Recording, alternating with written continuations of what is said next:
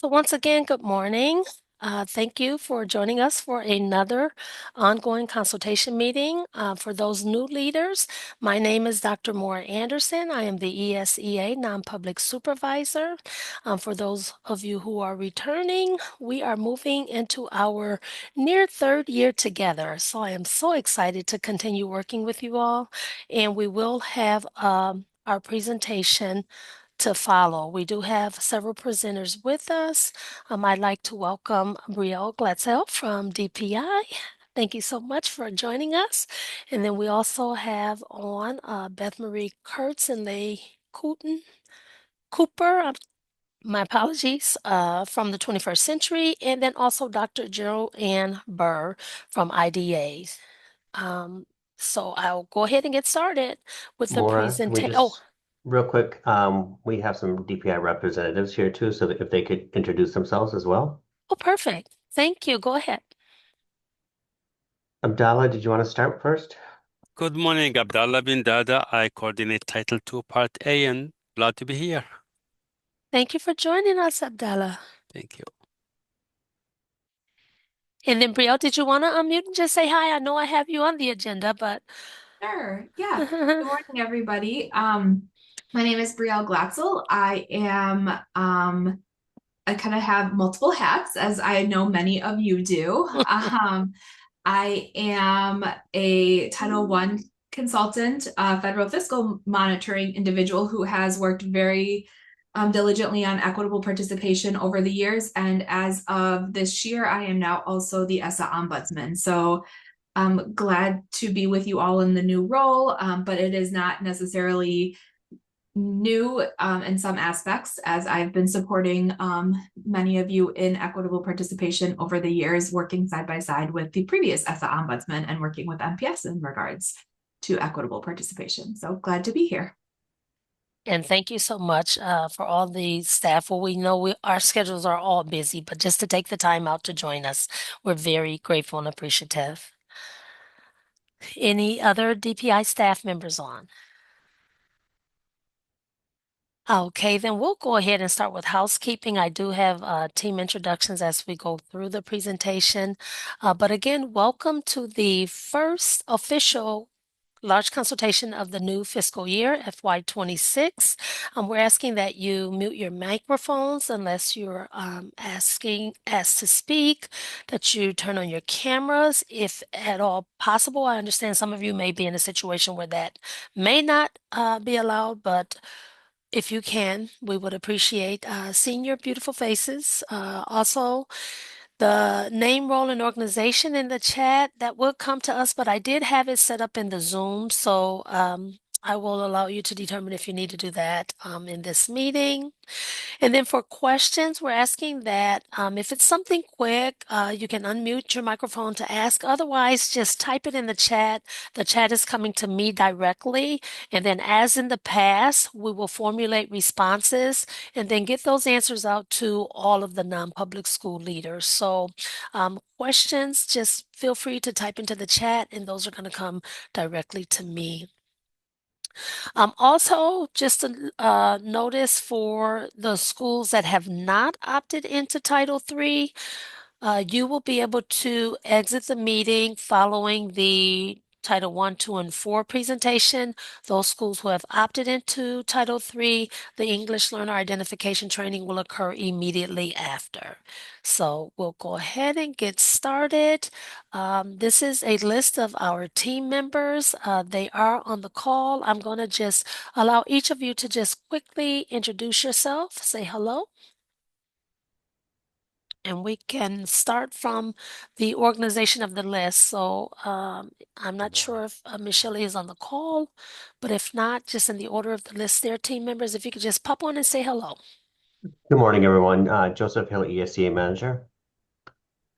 Mark Lawrence, ESEA coordinator, working with Learning Exchange. Good morning. My name is Sarah Benedetto. I'm one of the ECA coordinators as well. Okay. Good morning. I'm Liz Zizzo. I'm the Title III coordinator. And my name is Denise Christie Anson. I'm the Title III planning assistant, and I work with Liz with the English learner identification process. And again, thank you all for joining us. We're going to go ahead and start our agenda with Brielle from the Department of Public Instruction, and she is here as the Wisconsin DPI Title I Part A consultant. Yeah. So, as I kind of mentioned, and as Mona just indicated, wear multiple hats. But my background and my area of, I think when we talk about equitable services that I can kind of spread my wings is Title I. So when it comes to those equitable services under Title II, III, and IV, I will always have to tag team in with like Abdallah or Amy or Eric Blazing or Amy Byers, who are the Title IV consultants. But Title I is definitely one of those areas where I can feel a little bit more comfortable really kind of diving into. And when we talk about Title I,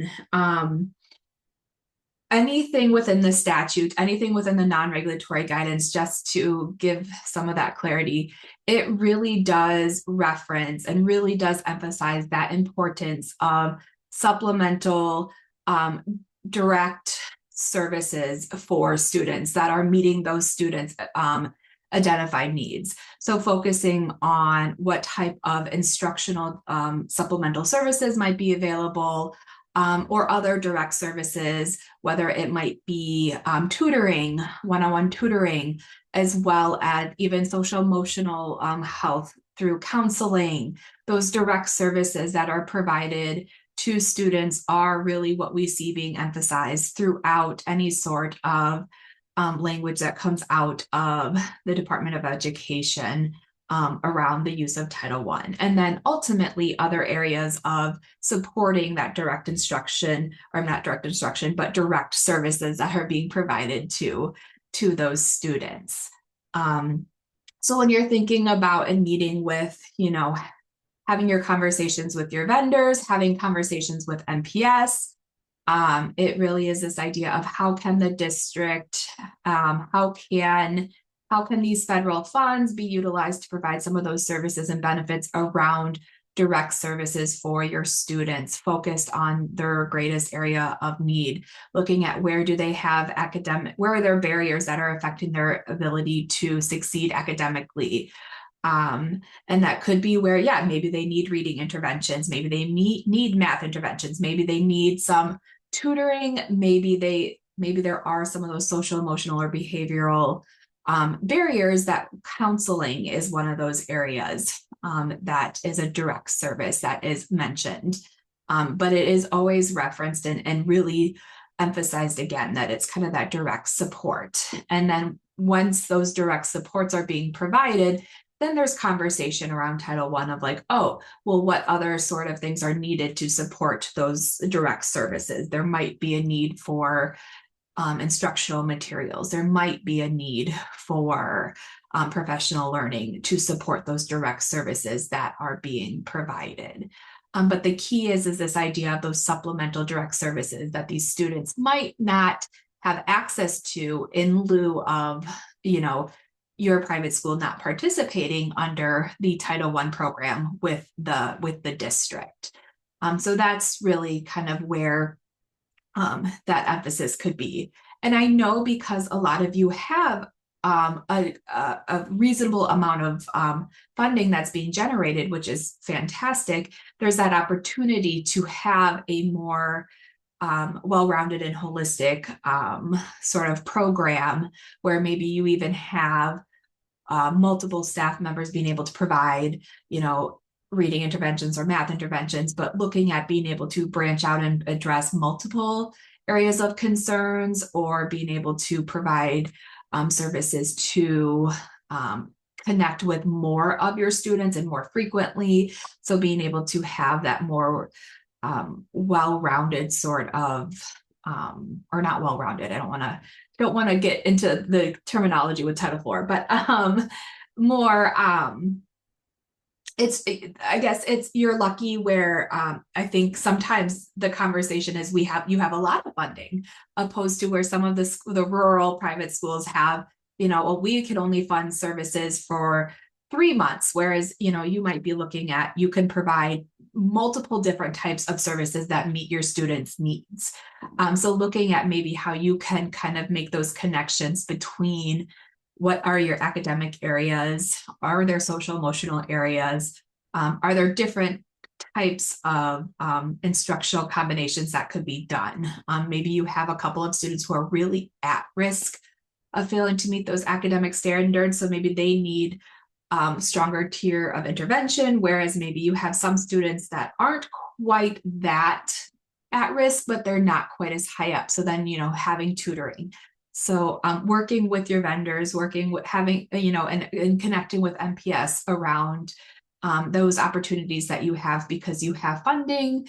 And because, again, Title I does have flexibility around what type of services, as long as it's really supplemental and it's addressing your students' your students' needs. Trying to think of what else I wanted to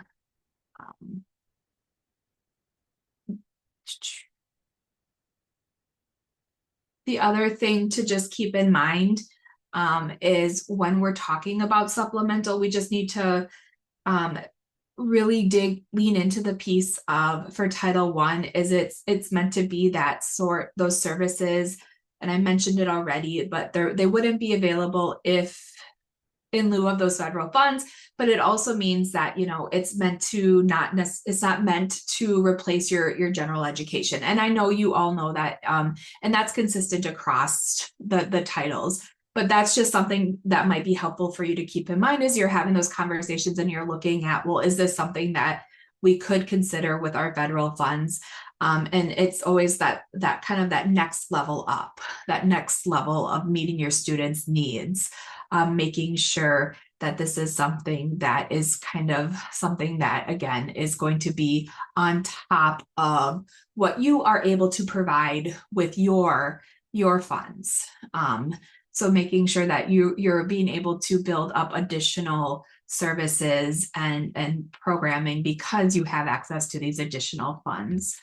I don't know if there's any questions or if there's anything particular, Maura, you wanted me to touch on.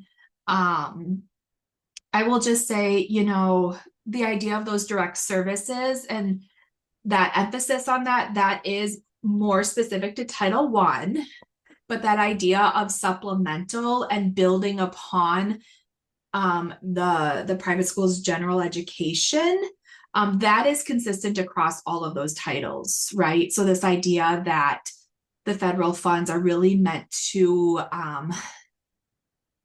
address the students' needs and to provide services, benefits, opportunities that wouldn't be available without those funds. So it's meant to help enhance those educational opportunities for the students and build upon what those general education services that are already available from your private school. You've already built it. You've already done the work. You've got your curriculum. You have your general education services. Now you're coming to the table with consultation, and that should be the purpose of coming to the table during consultation. Come to the table with your vendors, with MPS, to have those conversations of how can we use these federal funds to then have additional opportunities to really dig in and meet our students' needs with, or that will help us go above and beyond to identify barriers, to enhance educational opportunities. That's where your federal funds should be coming to focus on when we talk about supplemental. So that's consistent across the federal dollars. That's just not specific to Title I. So I should point that out. The piece with Title I is really where it's that specific focus on an emphasis on direct services. It is a service-oriented grant. So I don't know if there's anything else you would want me to say about that. No, actually, I really appreciate you taking the time, Yeah. Brielle, and I also appreciate those examples that you shared. I think the one direct service that may be more difficult to look at as a service is the use of materials, but that is also part of those direct services. So we just appreciate you, taking the time to come in and share that supplemental nature of all titles, and then the focus that we're looking for those barriers that require support. So yeah, no, Yeah. I appreciate your time. Yeah, and I will say it's a little easier, I think, with the idea of instructional materials. I think it's a little easier with Title I because Title I is direct service oriented. So it's almost any sort of instructional materials, supplies, those tangible items, right? You name it. Mm-hmm. They're meant to directly correlate to those Title I services that are being provided. So it's easier under Title I.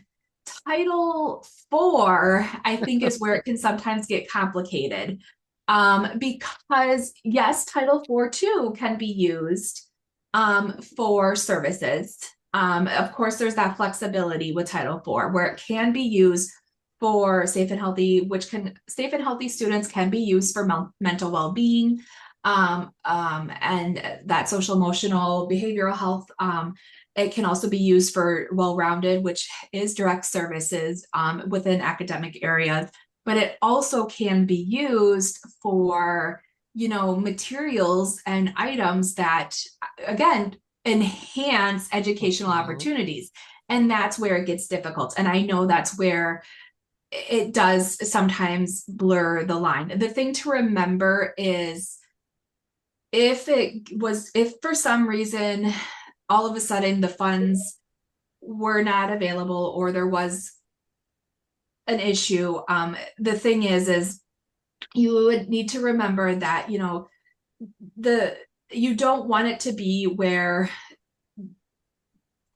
so it shouldn't be where, like, textbooks, I think, is a great example. Like, textbooks should not be something that are being purchased, because textbooks you couldn't continue without a textbook.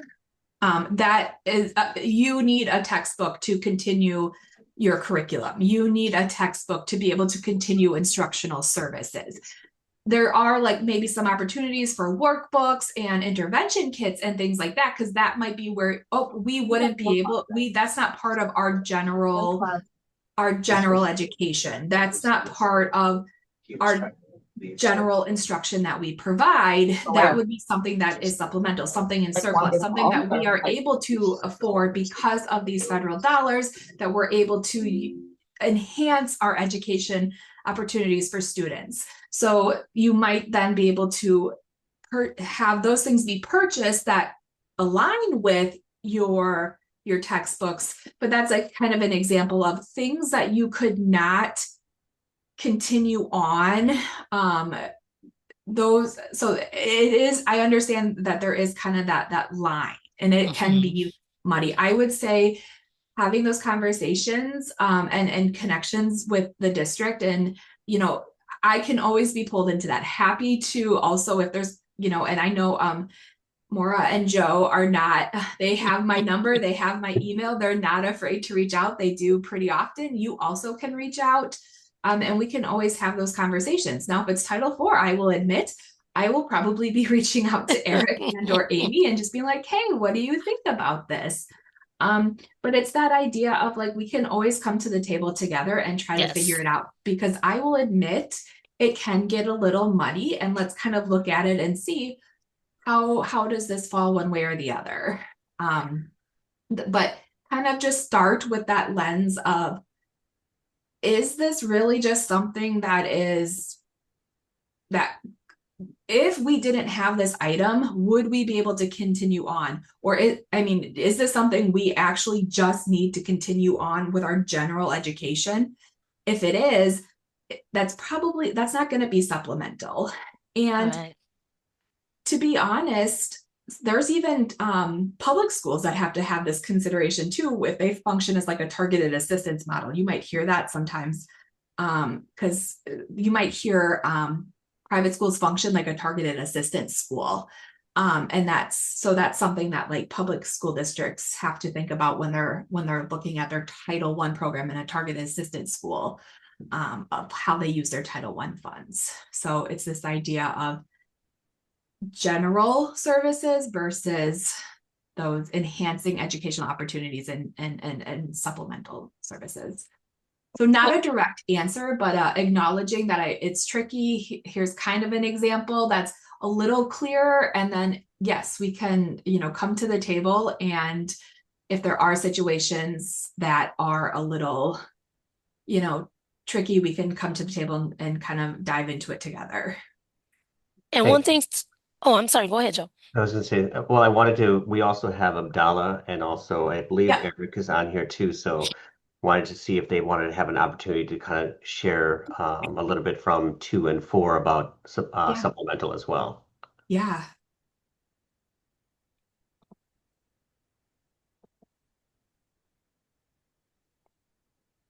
For Sure, Title muted. 2A, Brielle said it very well that the supplemental and supplanting goes across the board for Title 1, 2, 3, and 4. All the Title 2A activities must be supplemental. And the term supplemental sometimes is a little bit defined in a state in some different ways.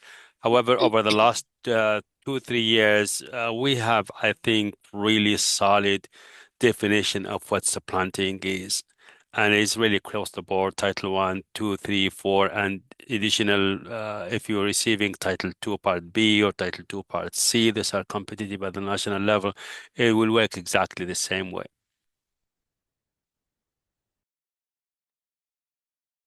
Some dollar. I thought I saw Eric on here.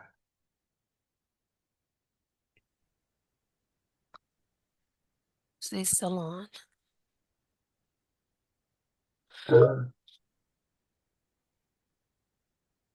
Well, I tell you what, if he has the opportunity to pop back in, we can yield the floor to him, Joe. Otherwise, we'll okay. go ahead and move on. And I do want to just thank Brielle and Abdallah and Title IV just for being responsive to our inquiries when we have to make them.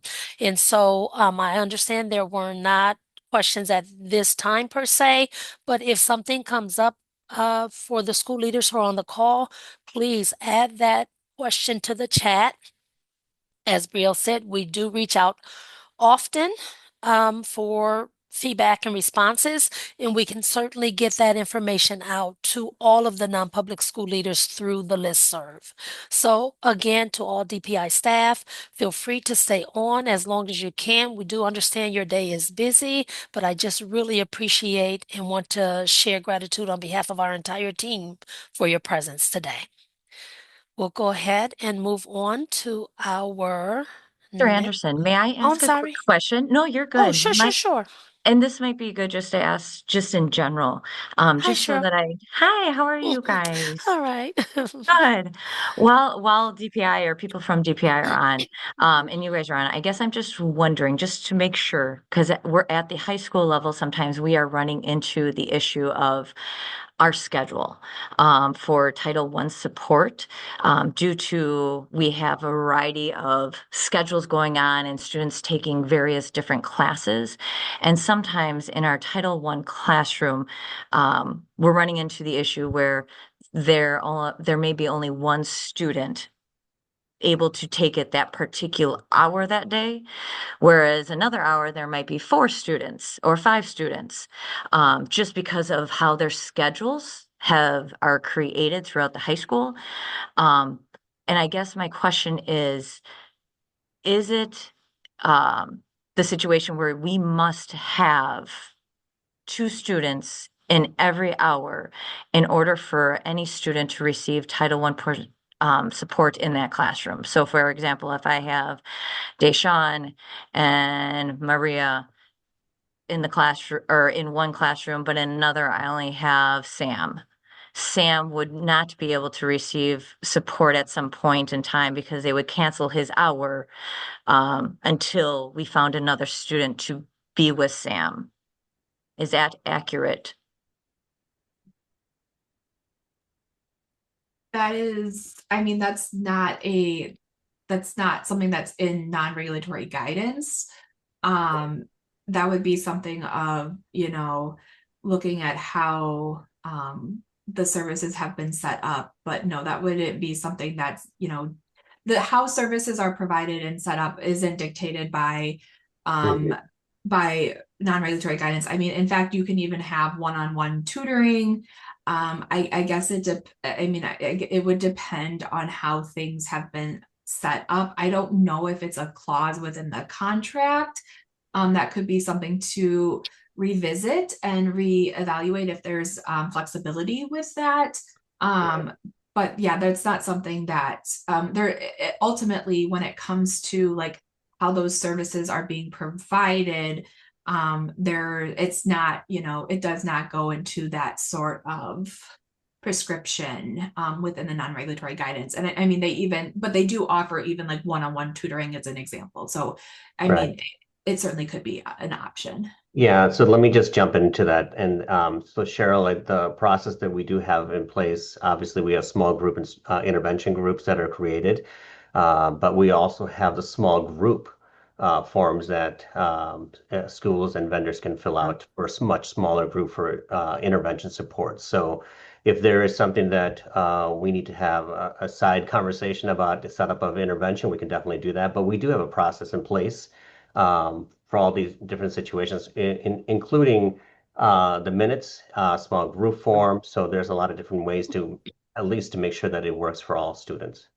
Okay, no, I appreciate it. I'm just finding at our high school level with our schedule, sometimes I'm just finding it difficult.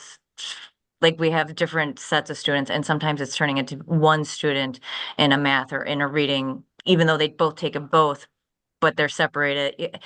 So I appreciate it. I'm just trying to figure that out as we work with our teachers and give the student support. So thank you, Joe. I'll reach out on the side then. But thank you very much, you guys. Yeah. I appreciate it. Yeah. Absolutely. Yeah. Okay. Yeah. Then And we I do. Oh, sorry. I just No, want to no, say, no. and I was going to put in the chat, but I see that I can't. So I do have to hop off. I actually have Mhm. to fly out to the national private school meetings. So I am going to have to hop off, but I was glad to be able to join you for this very brief time. Please do reach out. Please, either to me directly or using that ESSA Ombudsman email. Always happy to connect and help answer any sort of questions. But thanks for having me, Maura. Thanks for having me, Joe. And I'm off to hopefully learn some things to help all of you. So appreciate you having me. But I do have to hop Awesome. off. Safe travels to you, Brielle. Yes, thanks. All right, take care. Okay, Bye. bye-bye. Okay, thank you all for that. We'll go ahead to our next presenter, which will be Leighton Cooper, Beth Marie Kurtz from the 21st Century Learning Centers. And then I'm going to make sure that you have access to share your screen. Beth, are you presenting? Yes, I am. Thanks, Okay, Dr. Anderson. you're welcome. And let's see if I can share my screen here.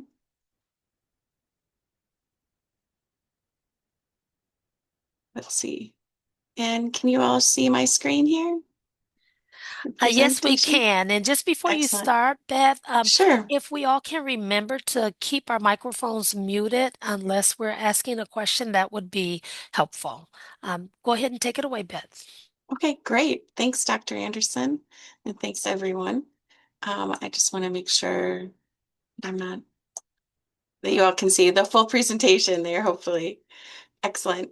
Well, good morning, everyone. My name is Beth Kurtz, and I work with Milwaukee Public Schools with our recreation department, and I am manager for our 21st Century Community Learning Center and Safe Place programs. I work under Leighton Cooper, who is our recreation coordinator for all before and after school programs for Milwaukee Public Schools. That includes our childcare camps, our 21st Century Community Learning Center, and our Safe Place programs. And so Leighton may be joining us, but I'm going to be presenting a little information this morning with everyone about our 21st Century Community Learning Centers, which are open and available to the public. And as part of Title IV, Part B, the 21st Century Community Learning Centers are part of the Elementary and Secondary Education Act, or ESEA. And this act requires that timely and meaningful consultation occur between the LEA, Milwaukee Public Schools, community-based organizations, or agencies that offer programming, and to consult with these agencies and private schools about how to provide equitable and effective programs to your private school students. This consultation can involve discussions like the ones we're having this morning between our CLC grantees, which are here, we have here in Milwaukee Public Schools, and any eligible private schools and private school officials, to make sure that you know about our programs and services, and that's our purpose here today. So this we present annually, at least once a year. We'll also present, I believe, Dr. Anderson again and meet with everyone again in January to provide updates. And we are here to share information about, again, our programs that your students can participate in as well. So in order to confirm that you've received this information, the Department of Public Instruction asks that you complete a 21st CCLC private school affirmation. This is a different form than what you may be familiar with, a private school affirmation form. This one is specific to 21st Century Community Learning Centers, and I believe Dr. Anderson is going to share a copy of that. You may also find a copy of that on the DPI CLC website. So if you choose to Google that and find that, otherwise I can drop the link into the chat as well. But this is what that form looks like. And with that, I'm going to share just a little bit of information about our 21st Century Community Learning Center programs, and then take any questions you might have. So what is a 21st Century Community Learning Center? It is a federal grant that was created to provide academic enrichment opportunities during non-school hours for children, especially those who attend high poverty and low performing schools. The 21st CCLC programs assist students in meeting challenging academic behaviors and provide them with academic enrichment activities and an array of enrichment activities that also include social emotional learning, arts-based education, leadership support, a wide range of engaging dynamic activities to keep students engaged in learning and positive behaviors after school.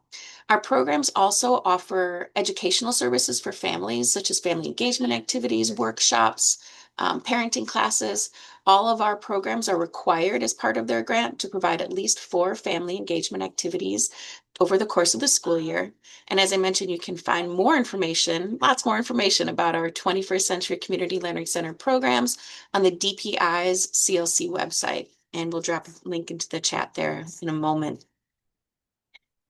For the 25-26 school year, Milwaukee Public Schools is operating in partnership. Our CLC is operating in partnership with 5 community-based partners at 36 school locations.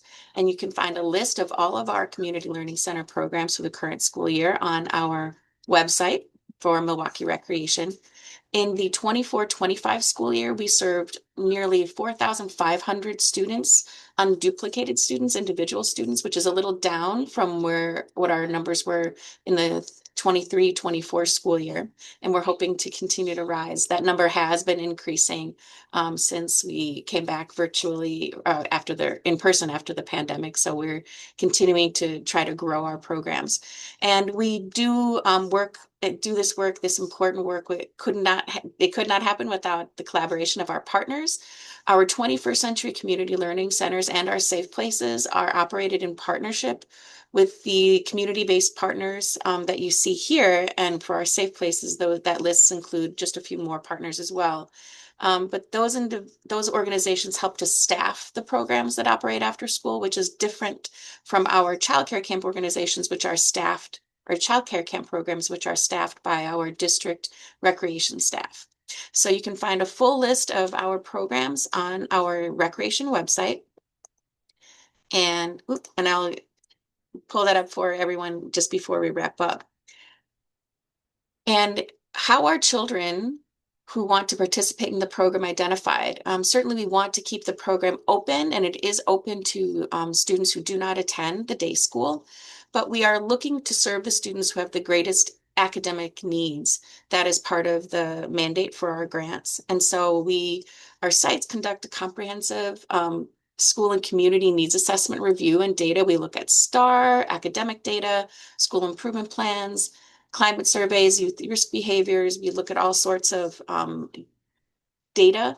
And then we apply as a school on behalf and a district on behalf of the school for 21st Century CCLC funds. Currently, we have 5-year grant awards awarded to 36 CLCs, as I mentioned, in years 2, 3, and 4 of a 5-year grant award. And again, our partners can also conduct routine community needs assessments, and we look at focus groups, interviews, and surveys to continue to move towards continuous program improvement of our CLC programs.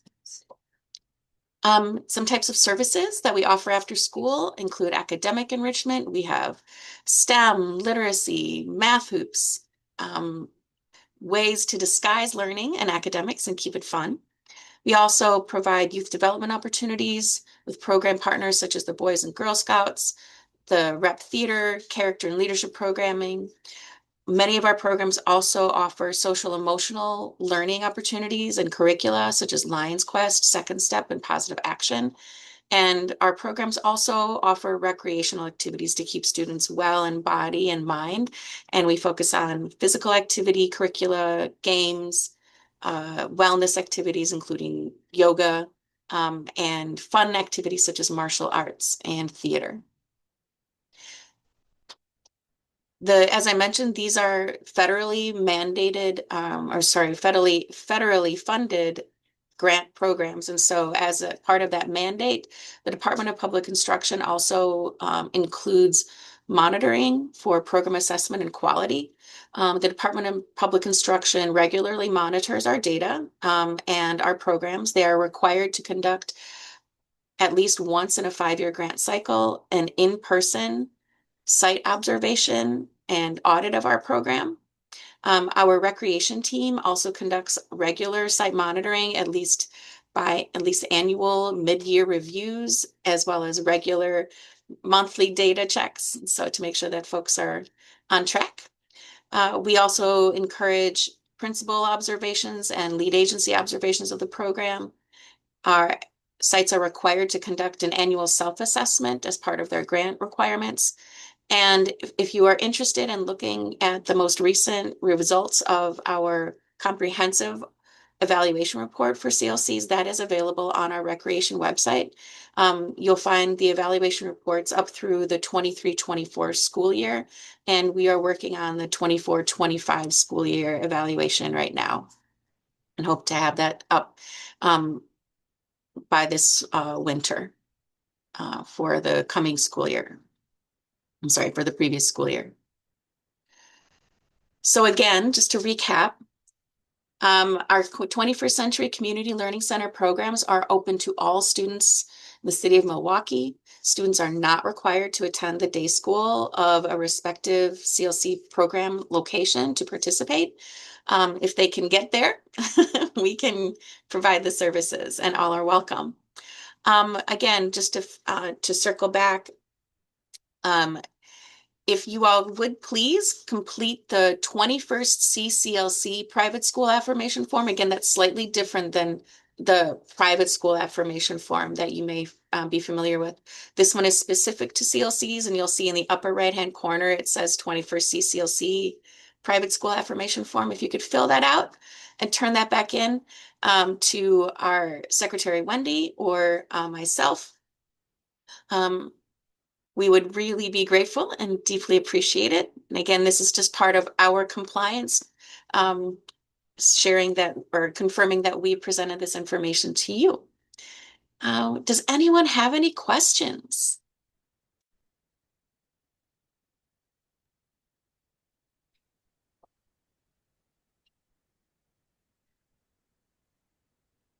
No?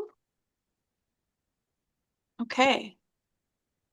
Well, oh, sorry, does someone have No, a I was just question? going to say, Beth, I can mention to those who are on the call, we did something new. This is the first time that we have directly linked everyone to our website. And so I have Okay. already included this presentation that you provided for us, as well as the CLC affirmation in the handouts on the website. So where you got the agenda from this morning, if you just scroll through that combined PDF, the affirmation is there. Thank you for the presentation because I want to make sure I remind the leaders, please send the affirmation to Wendy Herndon. That is that affirmation goes to this office and not the ESEA department. So you have that information in this presentation. The affirmation is on the website. They should have everything that they need to be in contact with your office, Beth. Wonderful. Thank you so much, Dr. Anderson. And thank you, Absolutely. everyone. And again, please reach out if you have any questions at all. We're happy to help. Awesome. I definitely appreciate your time. Thank you. Take care, everyone. Bye now. Okay. And then let's see if we stop that share and then reshare screen. Okay, are we back to the presentation here? Yes. Okay, perfect. Thank you. So next up, we then have Dr. Joanne Burr from the Special Education Support. Hello, everyone. Can everyone? Oh, Yep, we can hear you. And then you should be able to go now ahead. you can see me too. And we can see you too. You Yes. should have access to share a presentation if you have a presentation to share. I did include that in our handouts as well. Okay. Let's see. Am I sharing?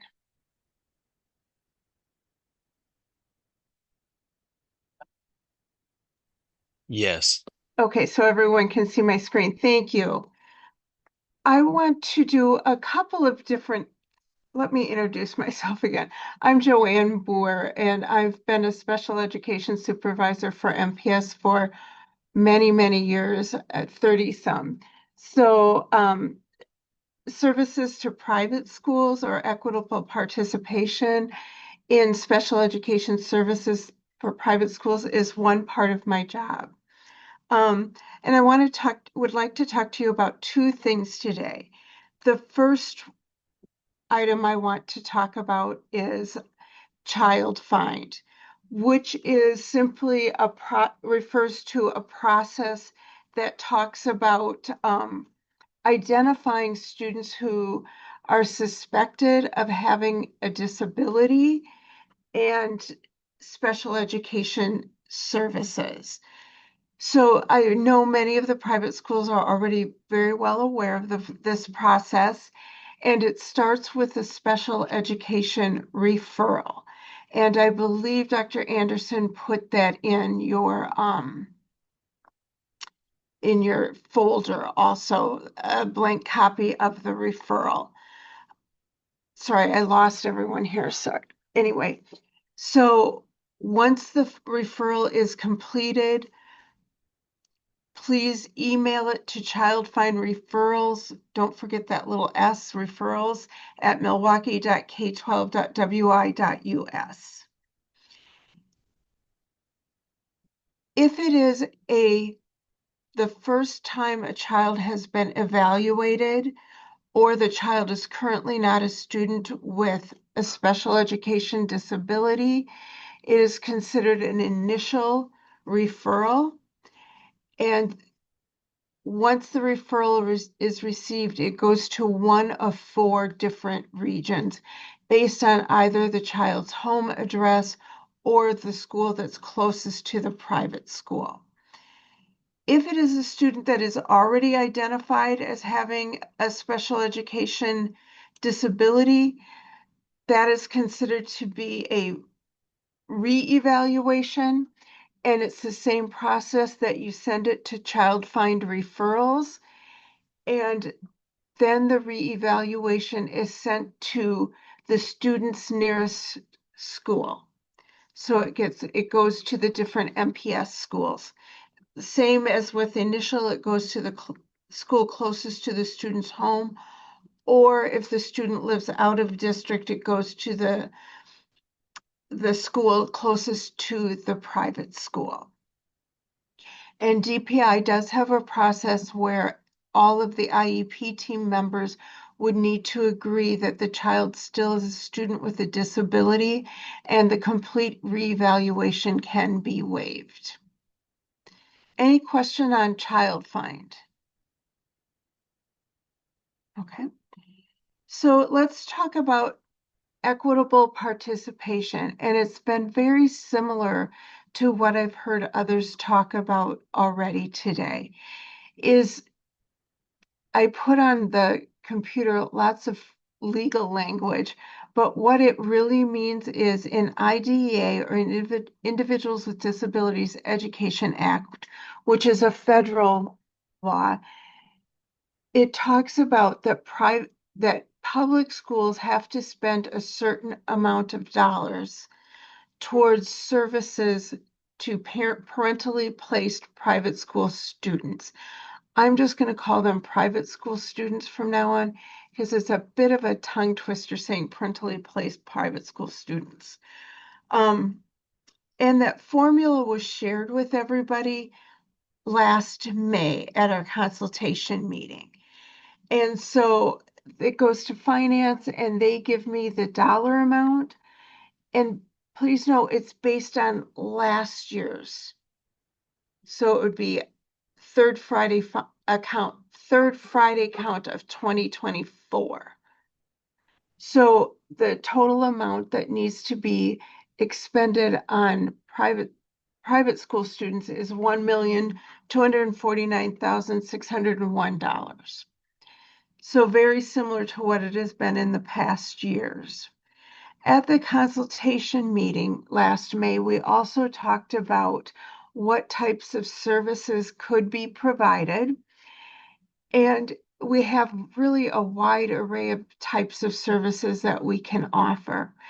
In the past, we have it's always been chosen that we offer direct services to students. So we send special education staff into the private schools to provide services, direct special ed services. We can also provide indirect services, which is consulting regarding different special ed students.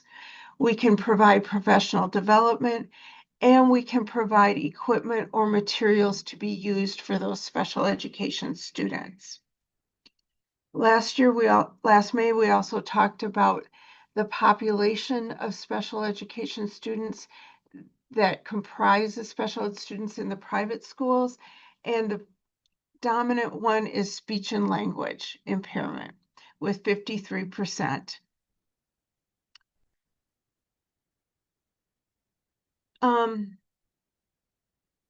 Please excuse me.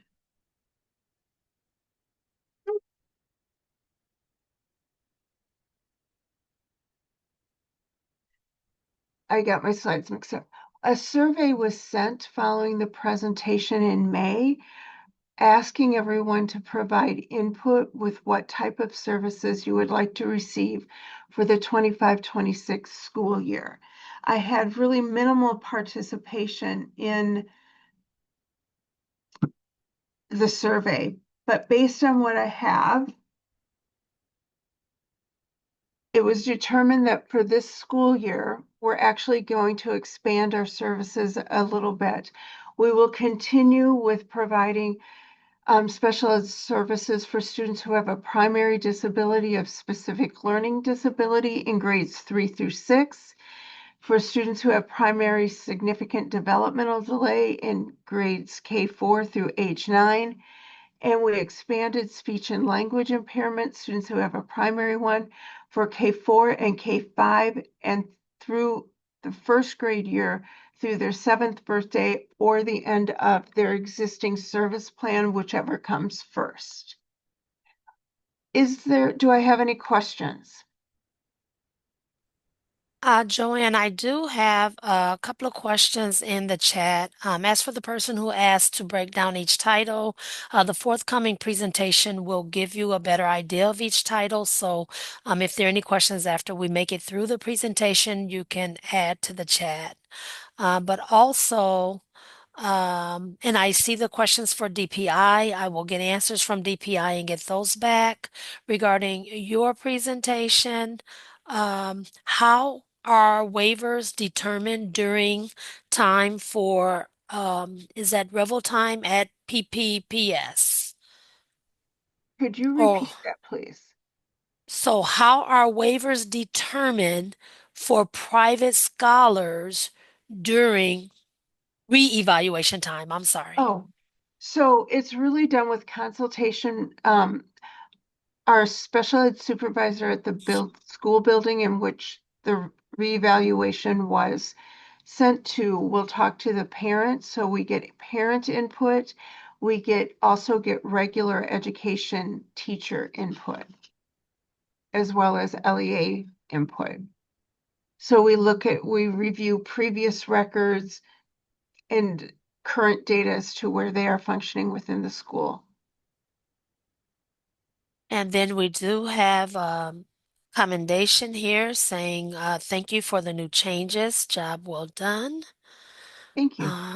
Also, can private schools hire a speech and language person and they can be funded by MPS, or do they have to be MPS employees? Right now, just a little background, there is a national shortage of speech pathologists. We have increased our incidence and prevalence of speech and language impairments. There's been speculation, no hard evidence that there, there was a increase due to COVID and students being more isolated, as well as increase in screen time. But it's a struggle to find speech pathologists. So if you can find them, you would have to hire them. We don't pay for a school to hire a speech pathologist. And there was a second part of that. Sorry, I can't see the question on my screen. Yes, no, that's okay. And then again, these are just quick responses. We will get a fuller version of the responses out as we did in the past, Joanne, Dr. Burr. But the other part was that, or do they have to be MPS employees? They have to be MPS employees. Yes. And then also, regular ed teacher at the private school. I don't know, Dr. Easley, if you want to unmute, if you want to flesh out that question a little more. Yes, I'm sorry. It was in regards to the reevaluation. She mentioned that they will consult with the regular ed teacher, but I know sometimes there's a teacher from the NPS school that sits on the team. Will they consult with the regular ed teacher at the private school? Yes, that's who they consult with, the regular teacher of the student. Thank you so much. Mhm. Thank you for that clarification. Any other questions for Dr. Burr? That's all that I have in the chat. Okay, thank you. Let me All stop right. sharing. Okay, then thank you to Dr. Burr for your time. Dr. Burr normally joins us both the fall consultation as well as the May consultation. So we'll get these responses that were shared during this meeting in a written format and get that out to all leaders. I do have one last message that just came in. It would be beneficial if all participants could see the questions. So, okay, that's for me. And I will address that when we send out the responses. But I do appreciate your flexibility. I did make some changes to our meeting format for those who inquired about the handouts in your reminder message today. I did send a link to our website. We had some challenges in the last fiscal year in starting meetings late or having you start without access to the documentation. So I'm making some changes to the meeting format, but I definitely will take look at the feedback that you're giving. So thank you and continue to put whatever concerns and or questions you have in the chat. We'll go back to the presentation. And again, I really do want to share my gratitude for all of the presenters that we had come share with us this morning. And we should be back on the presentation. Is that correct? Okay. So now we're moving on to our Title 1, 2, and 4 topics. As I said at the top of the meeting, if your school has opted into Title 3, Title 3 as well as the English Learner Identification Training will occur right at the end of these slides. Everyone else, if you like, you can stay on for that training, but if you have not opted into Title 3, you'll be more than welcome to log off after Title 1, 2, and 4 presentations. Starting with the affirmation of consultation, the due date is once again March 5th, 2026, no later than 4 p.m., but you can begin submitting those forms as soon as after this meeting ends. The requirement to receive the affirmation is that we must first consult with you, and that's what this presentation is doing. So feel free to get it out of the way, have it completed, and sent to us right away. If you are a school that is outside of the Milwaukee Public Schools boundaries, I went ahead and I sent you a blank affirmation separately so that you could work that through with your LEA. And I have a slide later with instructions on how to do that.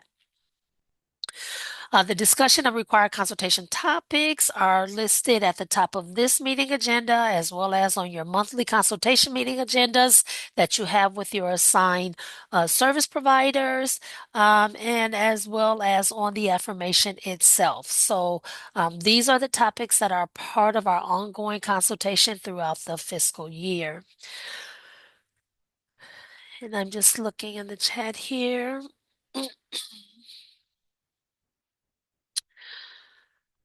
For the affirmation of consultation for private schools outside of our district boundaries, as I said, that form that I emailed to you needs to be completed and signed by your school leaders. Make sure to select yes to Title I, even if you do not want to take part in your own LEA's Title I program. This is very important for for non-public schools that are outside of our boundaries.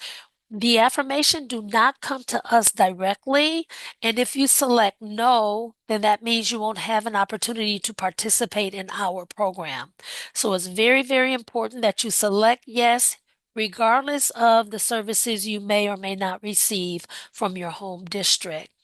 And we want you to continue sending those forms, and this is for both schools in the public district, within our district boundaries rather, and those that are outside of our district boundaries.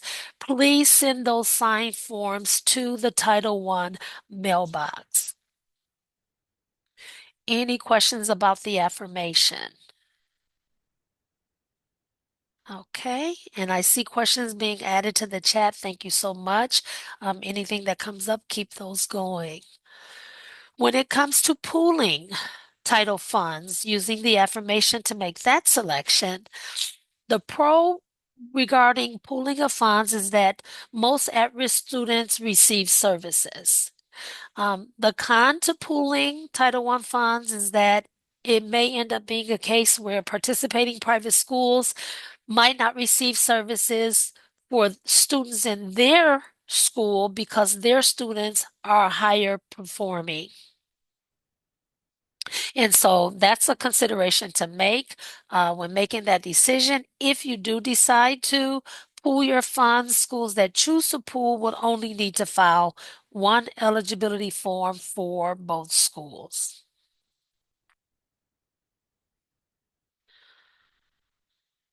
For the 2025 enrollment count process, this is a process that we must complete every year. This is how the preliminary allocations are determined. And for that enrollment summary report, all due dates are no later than 4 p.m. And so that first due date is the actual student count date, which is Friday, September 19th. Then the next due date is when you have the information submitted to us. That enrollment spreadsheet is due October 10th, 2025. Again, no later than 4 p.m. And you will continue to use that Title I email address to submit all of your documentation to our office. Remember to select one option under the Economic Status tab, Status Process tab. That lets us know how you determine the low income or disadvantaged status for each student, for your students on the list, rather. So remember to select that option. We need to know how the disadvantaged status was determined. And then also do not input numbers manually in the following cells as they populate automatically while you're completing the form. So again, we have provided this presentation along with the other presentations that were given today in the handouts on the website. Please make sure you look at this as you're completing that form.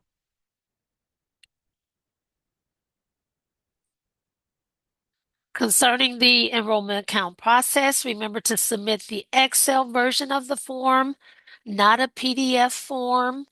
If you have uploaded your form to Google for processing within your school team, please do not send us a link to a Google form. We would have to have access to that.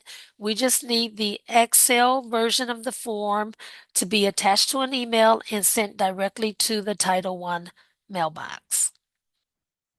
Once your enrollment summary is submitted, you will receive a confirmation email from Michael Betts. His contact information is below this slide, at the bottom of this slide. If there are any requests for updates to that form, he will contact you. Please, if you are contacted, make the updates right away and send them back. Again, this is how the preliminary allocations are determined, and we need to make sure that the information that is submitted is accurate. Also, remember to use the USDA income guidelines, not the choice guidelines. We have put the USDA guidelines right on the form, so it's at your fingertips as you're completing that form. And we just want to make note that the choice income levels are set too high to qualify for students living in poverty. So in other words, not all choice students are necessarily living in poverty. So use those guidelines that we have added directly to the enrollment summary form.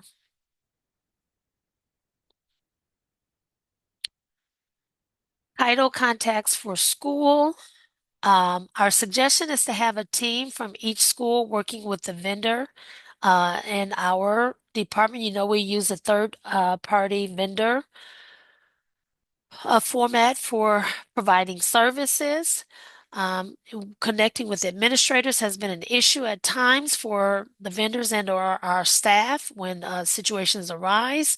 So it would be very helpful if you can create a team consisting of 2 to 3 people and communicate with your vendor to identify who these people will be on your team. And then that way, if we don't have the ability to access you. We know you all are very busy, in some cases having to cover classes and things like that. So if we have that team access, we can get to someone to assist with whatever the need may be at that time.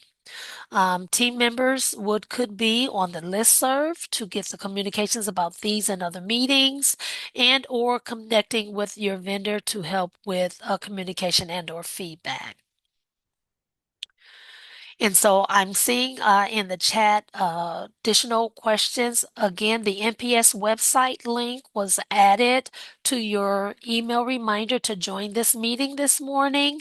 If you click on that link that I put in that email, you will go directly to the page, the consultation page on the ESEA tab of the NPS website, and all of the handouts for the consultation, including the Excel versions of the enrollment summary form, the eligibility criteria list, everything is on that website. And so then when it comes to improving the academic achievement of the disadvantaged, for instruction, supplemental instruction is the primary purpose of Title I. As we heard from our DPI representatives today, supplemental applies to all titles, but for Title I, whether it's virtual, blended, face-to-face, and or the structures that you have chosen for your instruction program, it must be a pull-out program, and it also must be supplemental to the general curriculum of the school. Schools and vendors need to collaborate and discuss what the best research-based curriculum should be used in the Title I room. Supplemental instructional focus is math or reading for the title services offered through Milwaukee Public Schools. And it must be provided by a DPI certified teacher. The vendors will work to hire those teachers to provide services to the students identified in your schools. Prior to the start of teaching, background checks must be finalized by both vendor and Milwaukee Public Schools. And then the student pre-post assessment using Renaissance Star is still a requirement. We do know that you use other forms of assessment for your data analysis, but for the program, the instructional program using Title I allocations, we do need that STAR assessment still. Instructional minutes are expected at 120 minutes per week per subject. As Joe identified earlier when DPI was on the call, if for any reason, especially Cheryl, thank you for sharing the plight of high schools. That is a common scenario, but you do have access to request reduce or alternative instructional minutes. Work with your vendors. They can help get that information to us based on your school's needs. Same thing with small group instruction form. Title I through MPS is not a one-to-one tutoring program. We do offer one-to-one tutoring, but for the intervention instruction, we are looking for group sizes of 6 to 8. If for any reason your school has or needs other accommodations, work with your vendor to complete the small group instruction form. I'm sorry, yes, small group instruction form. Concerning academic support, that is also a small group before, during, or after school. This is actually a supplement to the supplemental instruction. We know that sometimes students may need or require additional support. So again, these are all services that you work directly with your vendor to schedule and receive. Students must be referred by school staff and currently receiving Title I instruction for these additional services. So the one-to-one tutoring before, after school, the academic support before, during, or after school must first be initiated by a referral from school staff. So again, work with your vendors. We also have the option of Saturday Academy. And then we talked about tutoring, one-to-one tutoring. The good thing about all of these services is you only need to have the one parent consent form filled out. And again, the vendors will work with you to structure these services, but that parent consent form will cover all of the Title I services. Okay. Identifying student needs. For the needs assessment, that is due every July. We work directly and closely with the vendors who we know are also working directly and closely with you to make sure that those requests are um, determined, allowable. And if we have questions, we use that process to get those answers from you. We do want to just emphasize anytime we are seeking feedback, it's helpful if we have that team of your school team identified so that we can provide timely service through the needs assessment. For the eligibility list, ranking students 1, 2, or 3 is required. The eligibility list cannot have all ones, and it is also a targeted supplemental program, not school-wide. So, of course, those who are identified as ones will be considered those with the highest need, and therefore those to be served first. We talked about that parent consent. It will cover all services that are discussed in this section. Schools should not randomly distribute the parent consent form.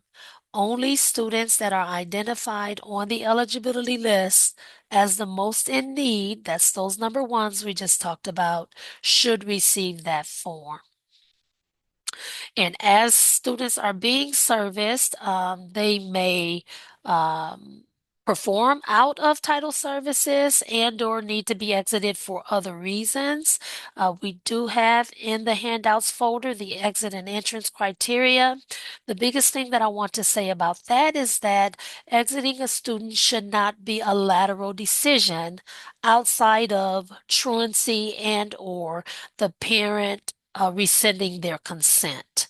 So if it's not an issue of truancy and that's defined on the exit criteria form, and or if the parent has not rescinded their consent, any exit from the title program services should be a comprehensive collaborative conversation involving the school leader, the a teacher who works well with the student, as well as the title teacher and parent at minimum. So please take a look at that criteria and follow exit procedures accordingly. For supplemental professional development and coaching, Title I funds can be used for supplemental PD coaching for regular classroom teachers who have Title I-A targeted assistance students in their classroom. And again, those students must be currently receiving services. I am going to pause just for a moment to say that I know that the slides will say Title I funds. Those funds are controlled by the LEA, which is Milwaukee Public Schools in this case. Those funds then turn into services to you through the third-party vendor. So when I'm using that terminology, just understand that private schools receive allocation of services, and that will also be explained later in the presentation as well. The purpose of this supplemental PD coaching is to better support the Title I students within their own classroom, creating a connection between the two. For the Title I supplemental PD coaching topics, they must be related to what is being taught in the Title I classroom. If the professional development is not geared toward assisting with the strategies taught in the classroom, you would need to look at one of the other titles for support in receiving that service. Again, the vendors will work directly with you to help you determine what services are needed and which titles are best to provide access to that service. Continuing with supplemental professional development and coaching. Under Title I, the observation can happen in the classroom with the students. However, the debriefing needs to happen outside of instructional time, before school, after school, or during prep. This is the case for Title I coaching specifically. Title I services, again, are targeted and supplemental and may not benefit the entire school, which means that For those PD requests, we will be working with the vendors who will be working with you to determine those highest needs in that selection of staff who may qualify for to receive these services. And regardless of the services that you elect to receive, Title I-A expenditures are to be reasonable and necessary.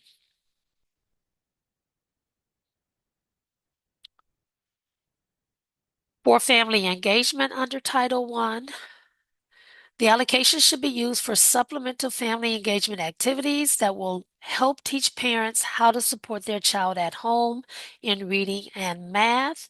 There's a required minimum of 1% of the allocation to be spent for family engagement activities.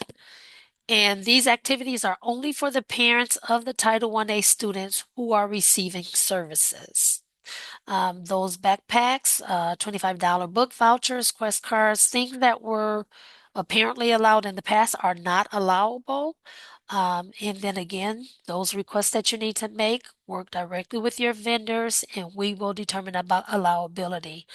We have also added to the handouts the updated FY26 Title I allowable guidelines, along with the quick reference guide for Title II allowability and the allowable activities for Title IV. So you should have what you need to help you determine what services to request from your vendors.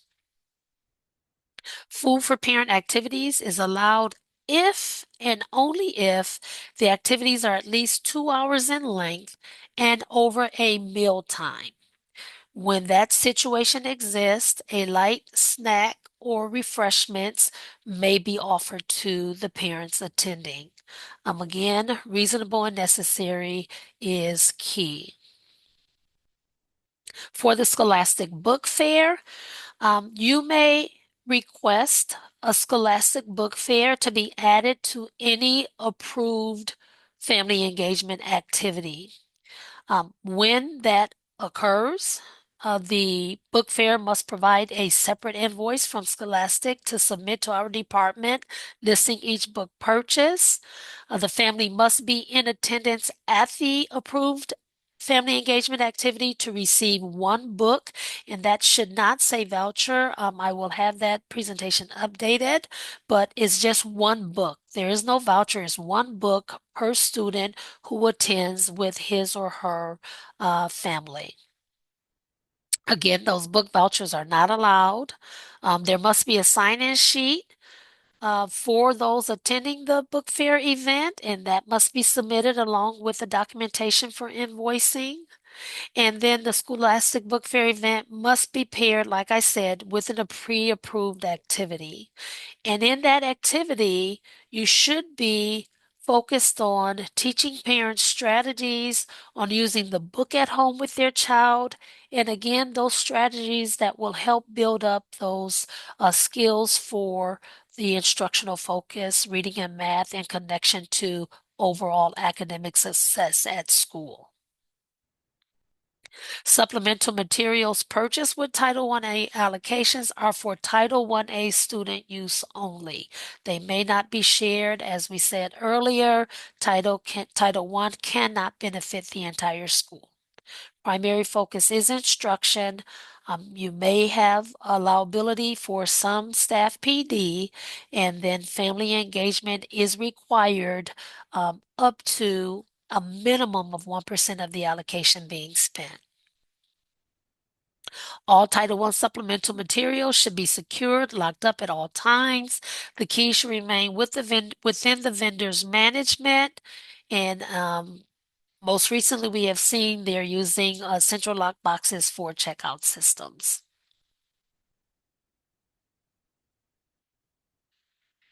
We mentioned STAR testing being required, and that means all schools receiving Title I supplemental services, again, whether it's instruction, PD, FE, materials, etc., must complete an eligibility list where students have been ranked by the school and identified to receive these services, and we're focusing those who are most in need. All students receiving supplemental services must be tested. This includes schools with allocations under $3,000 where only the teachers of those students may end up receiving services. Regardless as to the services being received, students must be tested using the Renaissance Star assessment. They must be assessed upon entering Title I and prior to exiting Title I. And we're recommending that that occurs within a week of entering Title I. Again, work directly with your vendors to schedule that testing. They will do the legwork on that, but we're recommending that you work with the vendors to allow that to happen within a week of students entering Title I. And just a reminder, push-in programs are not allowed for Title I supplemental instruction. These services are provided on a pull-out basis only. Okay, again, any questions regarding Title I, you can place in the chat. We're going to move on to Title II. And the Title II allocation is used to provide supplemental services focused on preparing and training high-quality teachers, principals, and other school leaders. Again, the services under Title II are for supplemental professional development for all school personnel. High-quality supplemental professional development for private school leaders, teachers, principals, and other educational personnel in the building. Again, it is supplemental. Coaching and mentoring is also allowed in addition to professional development. And the current law allows LEAs to use funds for activities under well-rounded education, such as English, reading language arts. There's a ton of opportunity for academic focus and support, civics, government, economics, art, history. The list is here. Again, you have access to the presentation. So the opportunities are wide. We only ask that you refer back to that Title II guidelines checklist as you are requesting working with your vendor and requesting services. But this title is less restrictive than Title I.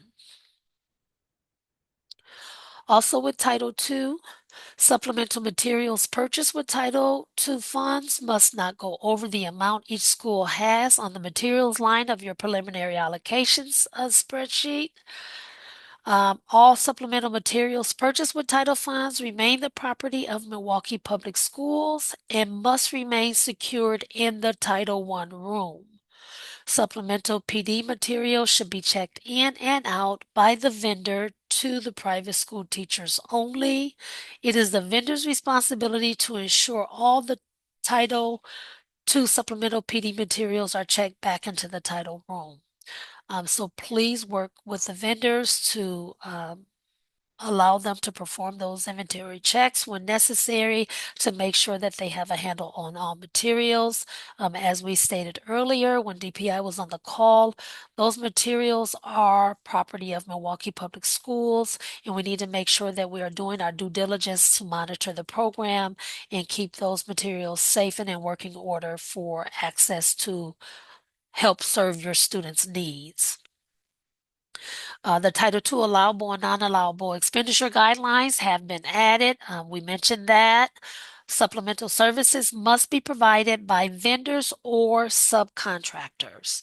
The LEA is responsible for providing these services, and we do that using our contracted third-party vendors.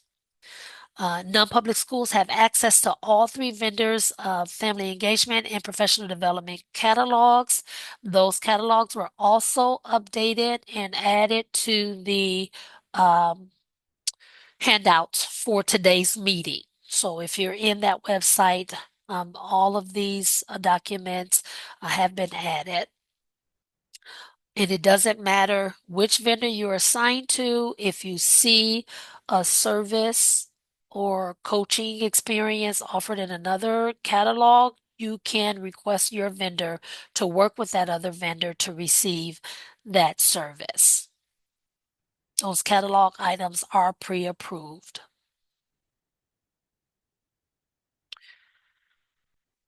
Okay, we're almost there. We're almost ready for Title III. Again, if you have any questions regarding Title II, I see questions coming into the chat. For those of you who are new, what we do is we consolidate those questions, provide a response to each question, and then send that out through the non-public listserv so everyone could hear and see or read and see the same information. Again, we talked about your busy schedules. Some leaders have not been able to join this call, so they will also have access to that information. So keep the questions coming. Moving on to Title IV, Student Support and Academic Enrichment Grant. So for this fiscal year, FY26, title allocations have been divided accordingly. For well-rounded education, 45% of the preliminary allocation has been allotted. For safe and healthy students, 45% of the preliminary allocation has been allotted. And for effective use of technology, the remaining 10% has been allotted. What we want you to emphasize, or what I want to emphasize, and DPI did reference this earlier when they were on the call, the allocation of services from Title IV must be used to enhance already existing school programs and cannot supplant what should be occurring from the school side. This means that school programming should have existed prior to accessing the Title IV allocation of service and will sustain in the absence of Title IV allocation of services. These are the following areas, and before I mention those areas, I do want to emphasize that Title IV is for academic enrichment and not clubs. So please remember that as you're working with your vendors. We do not support math clubs. We're looking for student enrichment, actual instruction going on, whether it's before or after school. It's enrichment provided by licensed teachers. So, concerning access to a well-rounded education, schools must spend 20% minimum. That is still the guidance requirement. Even though there's 45% allotted from your preliminary allocation, that minimum requirement of a 20% spend down has to occur. Same thing for safe and healthy students, so improving school conditions for learning to ensure safe and healthy students. There's a minimum requirement of a spend down of 20%. And then for effective use of technology to improve academic achievement and digital literacy, there's a 15% cap on technology infrastructure, which includes, for example, devices, equipment, software, applications, platforms, digital instructional resources, and other one-time IT purchases. These purchases cannot be more than 15% of whatever amount is spent under the technology PD objective, though. So you have to be very creative in planning those services with your vendor. The technology infrastructure is limited to staff devices or district tools that students do not directly interact with. This fiscal year, we are once again requiring that one PD at minimum is scheduled. We would like to encourage you, to the best of your ability, to have that PD scheduled and managed at the front end of your fiscal year, if it's at all possible, because then once you work through that PD, the remaining allocations from Title IV technology may still be used to cover overages and spending down from well-rounded education and safe and healthy students. Finally, for Title IV, the student devices may be purchased out of this allocation. However, it's under the well-rounded objective, and you must provide a description for use in connection to the well-rounded education that it will be used for. The allowable expenditure guidelines for Title IV has been added to the handouts on the website. Non-allowable expenditures include food and pupil transportation. Allowable expenditures, whether it's safe and healthy or well-rounded, include travel costs, registration, stipends for allowable Title IV PD. School-wide supplemental licenses for basic professional and/or basic professional memberships may be used with or may be requested through the Title IV allocations. Per ESSA 8501D paragraph, the public agency needs to maintain control of the supplemental subscription license memberships to ensure that it is only used for title purposes. Site license needs to have the name, the public agency, and not the private school listed on the agreement. Please submit a copy of the supplemental site license when submitting the invoice. The vendors will work directly with you to have that documentation submitted to our offices. Supplemental materials, including license subscriptions, must be under the control of the LEA.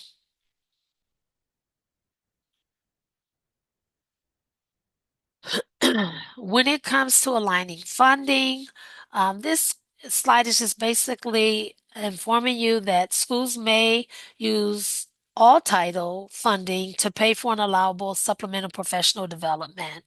And in some cases, and depending on the service request, you may split those charges across titles. Some titles work well together, for example, like Title II and Title IV. So as you're requesting your services and you're working closely with your vendors, just know that depending on the type of service and the funding that you have opted into, you may be able to split the cost of the charges for the services being requested. Moving on to title policies, procedures, and billing process. When it comes to billing, we need the attendance and the evaluation submitted. You must follow the requirements on the updated PD checklist. All supplemental coaching mentoring must have a sign-in sheet as documentation that that service actually took place. Sign-in sheets are required for each supplemental PD activity. Private school must provide vendor with the backup documentation within 30 days. For coursework, we allow 60 days, but that documentation must be submitted with the invoice. Stipends, per diem, travel, and tuition will be paid after completion and documentation has been submitted. Title cannot prepay for services. If it's an out-of-town conference, itemized hotel receipt, flight receipt, itinerary, proof of attendance, registration. All of this information needs to be submitted with the invoice. If when unforeseen circumstances arise during travel, non-public staff must communicate with assigned vendors to seek approval. And in consultation and follow-up to invoicing from our prior fiscal year, we have worked with the vendors to inform them that invoices will not be delayed. So it's very important that you provide the vendors with the information that they need to submit your request, because we will be asking for those requests to be removed from the invoice and submitted at a later time if that documentation is not accurate and or present. So please work with your school teams, especially if they're traveling. Have all of that documentation organized and presented to the vendor in a timely manner. We're saying within those 30 days to make sure they can invoice properly. For supplemental coursework, you must submit an invoice from the university listing specific course and payment for specific courses the student is seeking reimbursement for. It should show the term on the grade report and proof of payment, whether that be credit card or some other form. We need to see it on the actual receipt. Tuition reimbursement for staff members taking supplemental courses.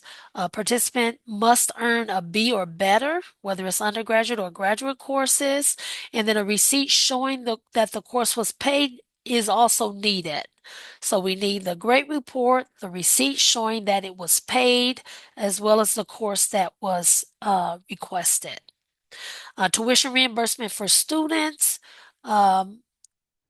may also occur out of Title IV allocations, and students taking supplemental courses will need to pass the course with a C or better. For all pre-approvals, title services are supplemental. Each request must explain what is currently happening in the school. How does this request supplement, whether it's Title I or 2A, or enhance Title IV, what is currently happening in the schools? The vendors will be working with you as we process through updated pre-approval forms, but we do need to have this information explicitly explained moving forward. Must be submitted within 30 days prior to the event. Once received by our department, we do try our best to have a response within 5 days. Once the approval is given, a vendor may move ahead with the activity immediately. When filling out the pre-approval forms, please be as detailed as possible. Assume we know nothing, whether this is a service that you've had in the past or not. Give us all of the information that we need. Regarding travel, lodging will not be authorized for single-day conferences within the state unless the distance to the conference location exceeds 50 miles. Lodging will be limited to the night immediately preceding the conference, and then only costs directly associated with the permissible travel within the continental United States will be reimbursed, and that pertains to all titles.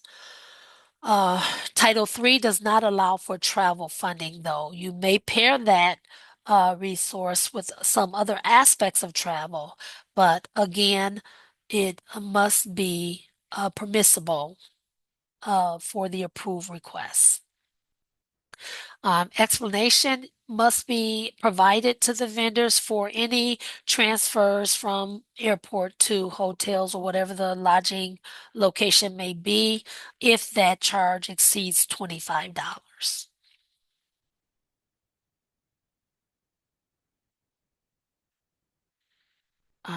Okay. Then I did receive another request for a reminder. These documents are on the Milwaukee Public website that is accessible through the link that I sent in your reminder email this morning. Moving on with the remaining policies, procedures, and/or billing process information for the per diem. This is on page 8 of the travel document. It will not be paid prior to an event. Remember, title does not prepay. There will be no per diems for one-day trips. For taxes, MPS will not reimburse for taxes in the state of Wisconsin. We encourage you to work with your school leaders to get access to your school tax exempt number and plan your travel with the vendors, or have your vendors plan the travel, knowing that you have access to that documentation. Regarding stipends, we did receive an increase at the end of last fiscal year or notice of an increase at last fiscal year. Teacher stipends are now $30.28 per hour, and then for paraprofessionals, it's $20.71 per hour. Any stipend requests must be for services that occurred and were received outside of the staff member's normal workday. They have to be off of their contracted time in order to qualify for a stipend. Mentor teachers receive stipends, but not the actual person being mentored. So the mentee does not qualify, but the teacher does. The mentor teacher does. Staff members cannot receive a stipend and credit for a supplemental course. So the staff member must decide, are they going for the credit or are they requesting a stipend for the professional development they receive through the coursework, but they cannot receive both. Those FAVE teachers, whether it's gym or K4, grade level, art, music, cannot take place cannot take part in Title I professional development. As we know, Title I is for ages 5 through 17, K-5 through 17.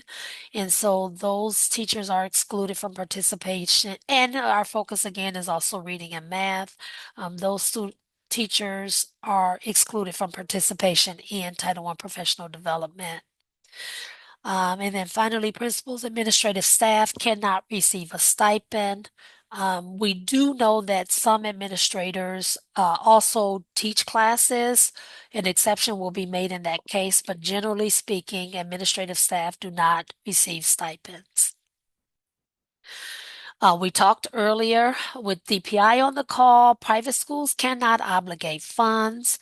Under ESEA Section 8501, paragraph D1, a public agency must control funds used to provide equitable services, and the public agency must retain title to materials, equipment, and property purchased with those funds. Moreover, the public agency must administer the funds and services. Accordingly, an LEA must engage in the procurement of equipment, supplies, and services, including preparation and submission of any purchase orders. The private school officials have no authority to obligate ESEA funds. Therefore, the LEA may not request or require private school officials to submit purchase orders. That is exactly why we have the contracted third-party service providers.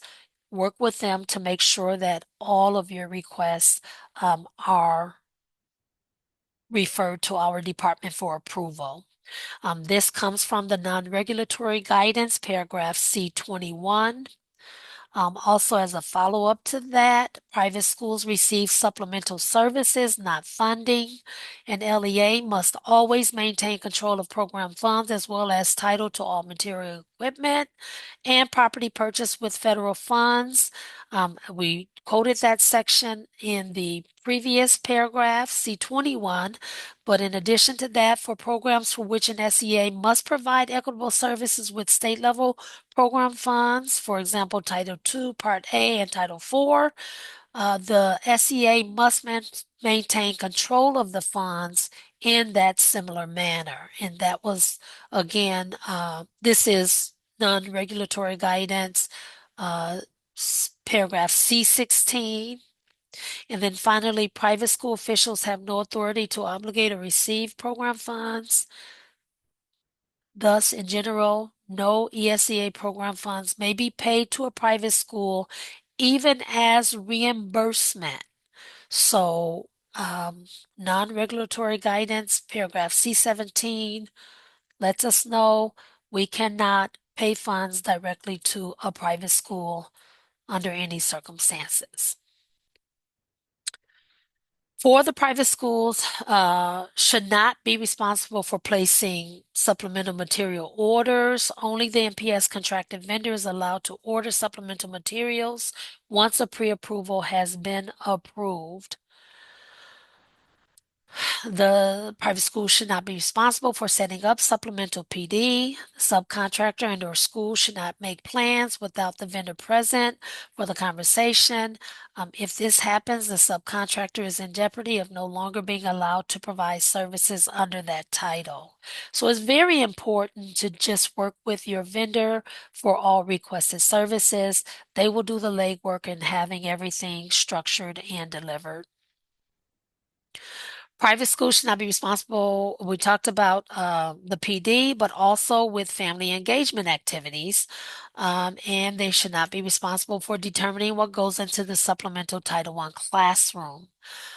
We do also have under the policies, procedures, and billing process the reference to the updated complaint process. We do have the English version. We are having some translated versions being added. So you do have access to the English version in your handouts today. We will work with the vendors to have you notified when those translations are available. And then finally, all Title 1A schools that relocate, merge, close, or open, even that's including opening a new location or expanding to a new location, should notify DPI primarily, our department, and your assigned vendor. Especially DPI. We have had in the past, since I've been here, cases where schools were not eligible to participate in title program services in that first year because the notification to DPI was not made in a timely manner. We have to have the school recognized by DPI in order to include you in the consultation to offer the services to you. So if you're thinking about expanding or opening a new location, please make sure DPI is part of those conversations and plans. Just as part of the presentation, and I won't go through all of this, but just in summary, the vendors have the wealth of the responsibility for planning, helping you to plan the services that they will provide. Schools, basically, you're focused on attending those monthly consultation meetings, assisting vendors with distribution of equipment and or materials through that checkout process and procedure when necessary, completing the needs assessment, filling out pre-approvals and submitting them to them in a timely manner so that we can determine the allowability for the services and materials that you're requesting, suggesting the subcontractors or vendors for service, not setting up the service, but working with them to make that connection so that they can get the information necessary to plan the service, and then filling out and revising the eligibility list. All other aspects of the service falls on the vendor. And again, if you have any questions about that, please add them to the chat. We will make sure we get all responses back to all school leaders. Finally, for communication, we talked about key situations with school changes, but also please notify our department and your service provider in the case of a leadership change. We do want to keep our listserv updated so everyone has access to the meeting information and other information that comes out, and that all occurs through that listserv, so please keep us updated. And again, add any questions that you have regarding any aspect of information that we've shared for Titles 1, 2, and 4 to the meeting chat, and we will be sure to get those answers out in a timely manner. And thank you, Dr. Easley. I did see addition to your staff. We will get that listserv updated. All righty, I'll take a breather and go on mute and turn it over to my colleague Liz Zissel for Title III. Again, if you have not opted into Title III and you're not interested in hearing that presentation, you are free to log off. Those schools who have opted into Title III, please remain on the call. Zissel, you may take it over. Thank you. So for this morning, I'll be presenting, and I do have my colleague Denise here, who is our new Title III planning assistant. And some of you may have already started working with her. So we're welcoming her, and we hope to have a great year this year.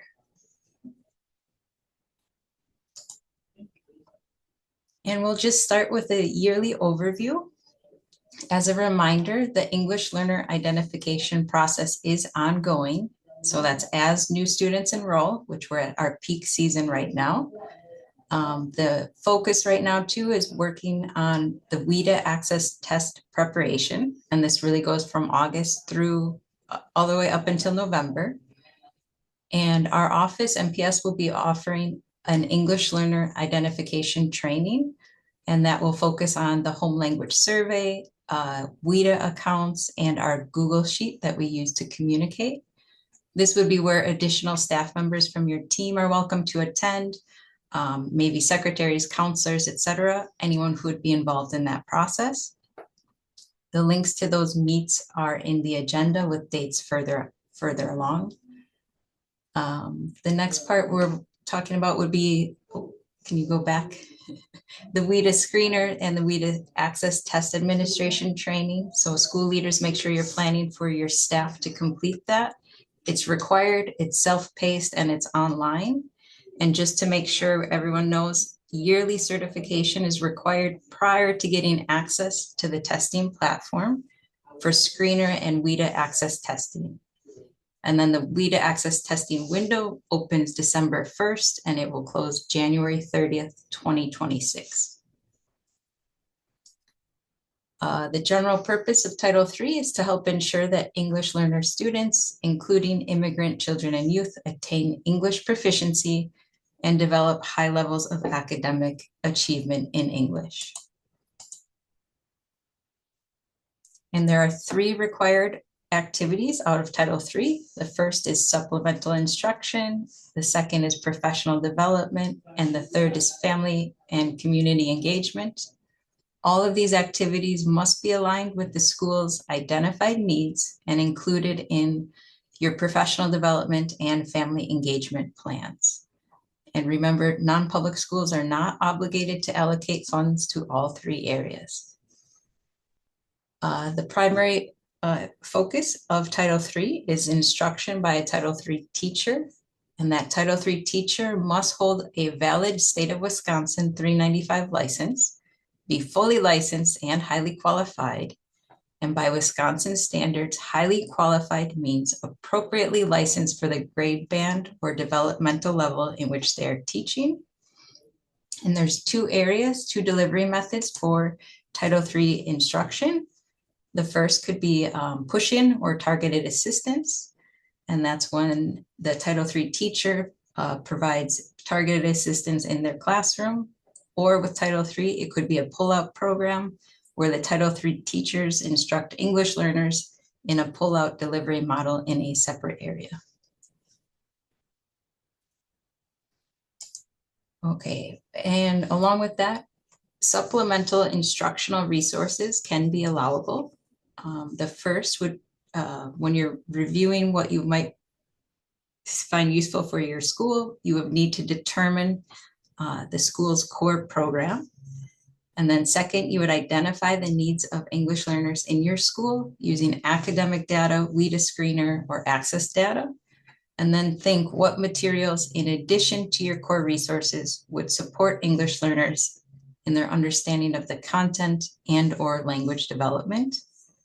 And some items that are not allowable are intervention materials, technology, office or school supplies, and any sort of replacement of the core curriculum. We do have the expenditure guidelines included in the handouts for additional information, and those handouts are on the website. The second area Title III allocations can be used on is professional development. When designing or seeking professional development for teachers of English learners or educators, it needs to improve instruction and assessment of English learners, or enhance educators' understanding and use of curricula, assessment measures, and instructional strategies for English learners, and effectively increase students' English proficiency, effectively increase educators' subject matter knowledge, or teaching skills. And it must be sustained, which is not any sort of one-day or short-term workshop, unless they are part of a long-term comprehensive professional development plan. And the final area for Title III is parental and community participation, which would provide community participation programs, family literacy services, as well as parent outreach and training activities to English learners and their families. These activities should aim to improve the English language skills of English learners and to assist parents in helping their children to improve their academic achievement and becoming active participants in the education of their children. And so just a reminder, Title III cannot be used to support any sort of school-wide sponsored event like parent-teacher conferences. All right, this slide shows an overview of the English learner identification process. And just to quickly go through this, when a student enrolls, school staff administer the home language survey to determine if the student is a potential English learner and qualifies to take the WIDA screener. If the home language survey indicates that the student is a potential English learner and should take the screener, school staff will add the student's demographic information to the Google Sheet and will email the MPS team. The email should include a PDF of the HLS, as well as a short message indicating that a new student has been added to the sheet. And after the home language survey is verified by MPS, the student will take the WIDA screener. And once the student completes the screener, the score report will be emailed to the Title III team to verify that the student can begin Title III services and be added to the Access testing roster.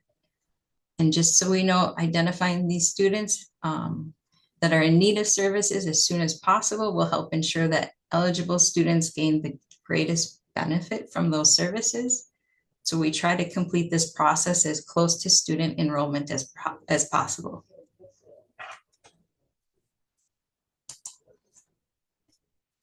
Here's a sample of the Wisconsin Home Language Survey. A valid home language survey must include all of the areas. If a home language survey is submitted without all of the required information, it will be returned to be updated and resubmitted before being verified.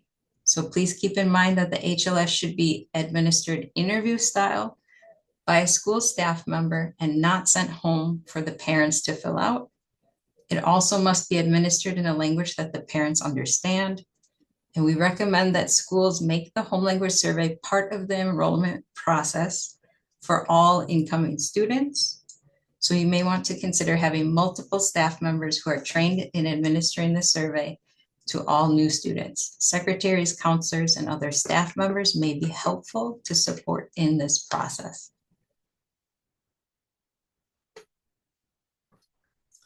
Here's an image of our English learner identification Google Sheet. And the EL request sheet is our communication and tracking tool used by MPS and the school to track students during this process. This document is maintained and checked for accuracy by school staff. And it's important to have staff assigned to monitor the accuracy of the sheet, since MPS does not have access to student enrollment records or student information systems outside of the MPS district. Because this information is also used when adding students to the Access roster, it's important that the information is thorough and accurate. Inaccurate or incomplete information can cause testing delays and rostering issues. And just a note, if you have new staff this year that need to be added, please send us an email and we will get them access to the sheet. And this is also where we have Denise, who's brand new. She's very knowledgeable about the process, but please remember to connect with her or myself when you are making requests this year.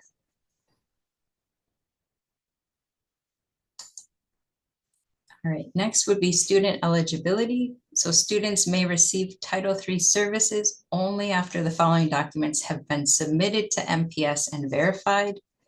That would be a valid home language survey indicating that students should be screened, a completed screener score report, or a qualifying access score of 4.9 or lower. And then students may begin receiving Title III instructional services as soon as these steps are completed and the documents have been verified by MPS. All right. And this is just a tool, I guess, for you guys to reference for the WIDA screener for kindergarten. I won't read through the entire thing, but just to make sure when you're screening students in K-5, to refer to this guide as to the next steps. For K-5 students, they will only be screened in listening and speaking in the fall. So that's right now, only listening and speaking. If you have any questions about it, we suggest you just reach out to Denise and myself, and we will help guide you with the next steps.